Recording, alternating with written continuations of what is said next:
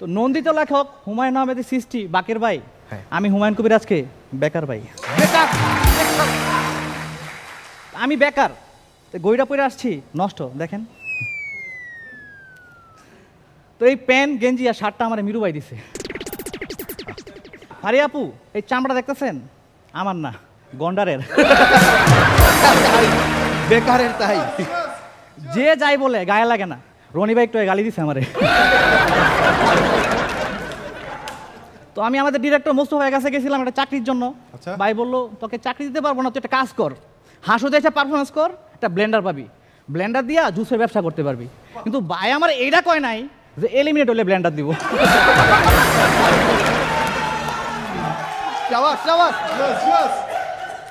আপনি আমিন ভাই, তুষার ভাই, আমি বেকার ভাই। ময়মনসিংহ গফর গাঁও থেকে আসবে হুমায়ুন কবির।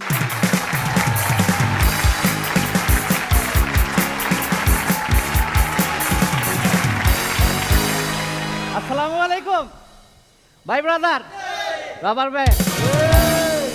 সালাম দিব না, একটা কাজ আছে আপনার। কি কাজ? কি কাজ? অনেক কষ্ট করে দুটো চুল ব্যবস্থা করছি। আচ্ছা, একটা আমি রাখতাছি, একটা আপনি স্ত্রী একবারে দিয়ে দিন। আরে ভাই ঠিক আছে। তো নন্দিত লেখক হুমায়ুন আহমেদের সৃষ্টি বাকের ভাই। আমি হুমায়ুন কবির আজকে বেকার ভাই। আমি বেকার, গইরা পরে আসছি নষ্ট দেখেন। তো এই প্যান্ট গেঞ্জি আর শার্টটা আমার মিরু ভাই দিছে।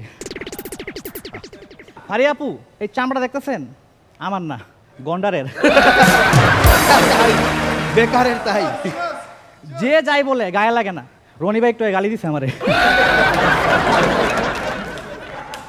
তো আমি আমাদের ডিরেক্টর মোস্তফার কাছে গেছিলাম একটা চাকরির জন্য। ভাই বললো তোকে চাকরি দিতে পারবো না, তুই একটা কাজ কর, হাসুতে এসে পারফরমেন্স কর, একটা ব্লেন্ডার পাবি, ব্লেন্ডার দিয়া জুসের ব্যবসা করতে পারবি। কিন্তু ভাই আমার এইটা কয় নাই যে এলিমিনেট হলে ব্লেন্ডার দিব।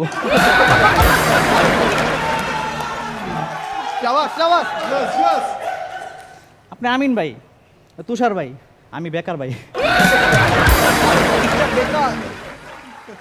আমি যখন ঢাকা শহর আসছি আমার পকেটে 100 টাকা ছিল। আচ্ছা, আপনাদের দোয়ায় আল্লাহ রহমতে এই বেকার ছেলেটার এখন ব্যাংকে 8-10 লাখ টাকা ঋণ। আমি মার্সেলে আইটি অফিসার পোস্ট ইন্টারভিউ দিতে গেছিলাম। তো ইন্টারভিউ বোর্ডে হেড ছিল আমাদের আমিন ভাই।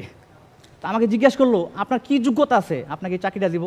আমি বললাম দেখেন, আপনারা আমাকে ডাকেন নাই, আপনাদের সার্ভার হ্যাক কইরা নিজে ডাকছি।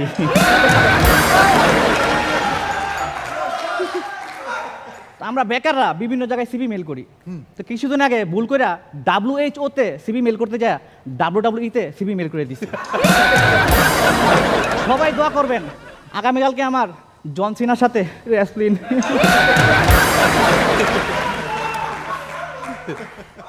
তো আমাদের আরেক ডিরেক্টর জাহাঙ্গীর ভাই আসছিল আমাদের হাসুর ক্যাম্পে। তো আমার কষ্টের কথা শুনে বলল হুমায়ুন তুই আমার বাসায় কাজে লাগিয়ে যা, 3 বেলা রান্না করবি, কাপড় চোপড় ধুবি, গর্দন মুছবি, আর সারা রাত বাড়ি পাহারা দিবি। আমি বললাম জাহাঙ্গীর ভাই আপনি একটা বার চিন্তা করে দেখেন, আপনার কি কাজের লোক খুঁজতেছেন নাকি কুত্তা?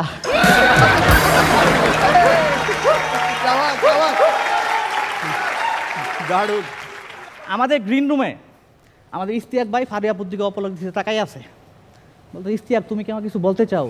তো হ্যাঁ ফারিয়া, তোমাকে আমার খুব ভালো লাগে, তোমাকে দেখলে আমার বুকে হার্টবিট বেড়ে যায়, সারাক্ষণ শুধু তোমার দিকে তাকায় থাকতে ইচ্ছা করে। তারপর বলতেছে ওমা তাই ইস্তিয়াক, তোমাকে আমার খুব ভালো লাগে, কিন্তু তুমি যে মার্সেলের হ্যান্ডসাম স্যালারি একটা চাকরি করতা ওইটার কী অবস্থা? চাকরিটা কিছুদিন আগে আমার চলে গেছে, বর্তমানে আমার অবস্থা খুব খারাপ। এই কথা শুনে তো আমার মাথা পুরো গরম হয়ে গেছে। ফোন দিল জাহাঙ্গীর ভাইরে, হ্যালো জাহাঙ্গীর ভাই, দেখেন ইস্তিয়াক আমার একা পয়া খারাপ কথা কয়।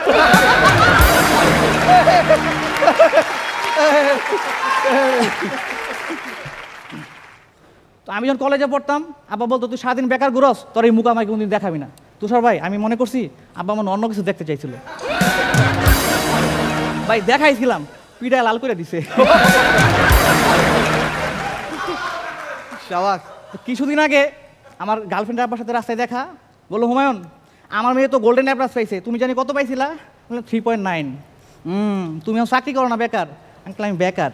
শুনো, আমার মেয়ে যার সাথে বিয়ে ঠিক হয়েছে ওর বেতন হলো 70,000 টাকা। এখন তুমি সিদ্ধান্ত নেও আমার মেয়ে কার সাথে বিয়ে দেওয়া উচিত। আমি বললাম যে আঙ্কেল আমাদের আমিন ভাইয়ের সাথে।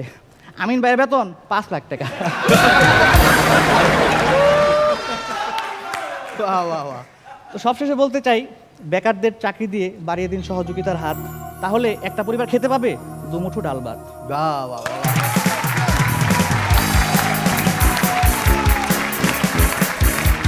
দুর্দান্ত।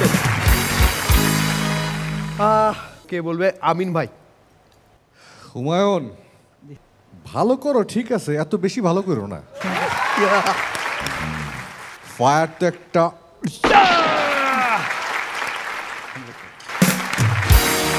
ওকে ওকে, হ্যাঁ।